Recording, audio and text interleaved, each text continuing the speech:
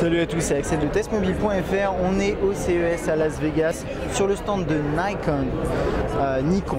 Et j'ai avec moi un appareil un petit peu particulier. Alors c'est son petit nom, il est un peu spécial. C'est le Coolpix S800C. C pour Connectivity.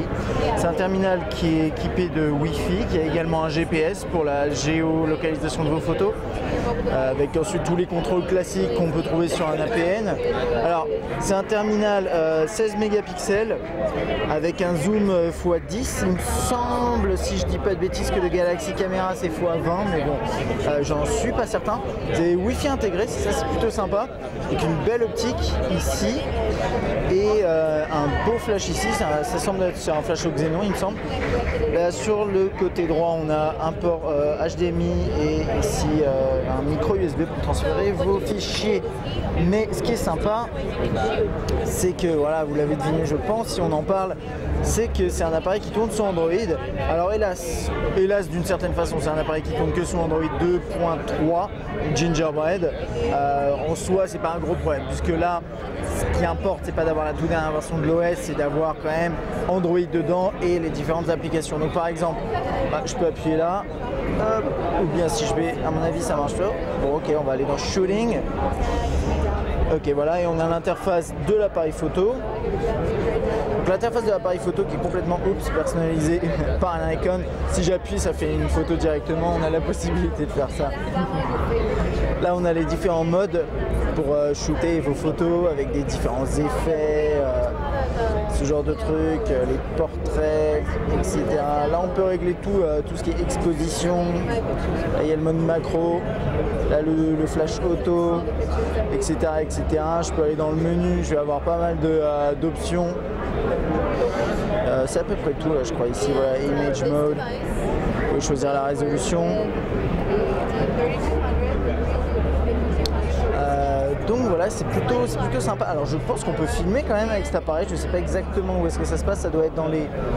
Il doit y avoir un switch quelque part. Je connais pas très bien. Je découvre en même temps que vous.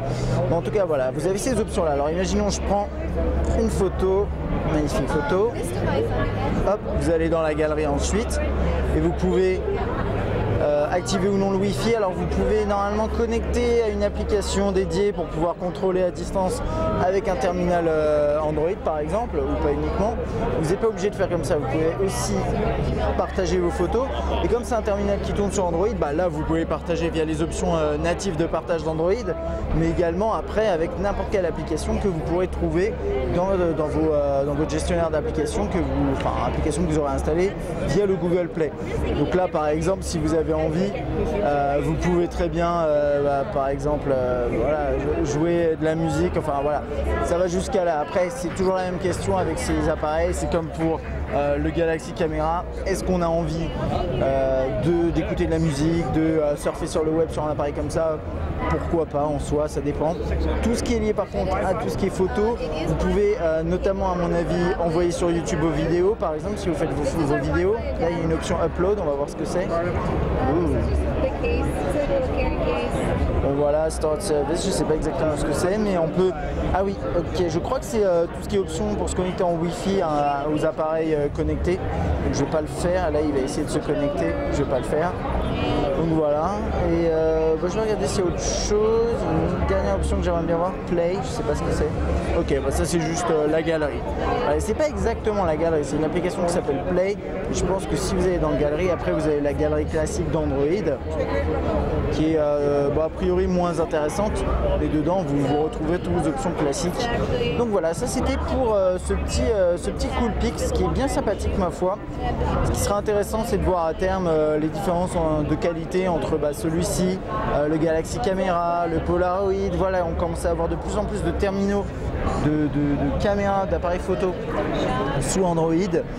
Est-ce que vous trouvez d'ailleurs que ça a un intérêt d'avoir un appareil photo sous Android? N'hésitez pas à laisser un commentaire pour donner votre avis là-dessus. J'espère que cette petite vidéo vous a plu. À bientôt.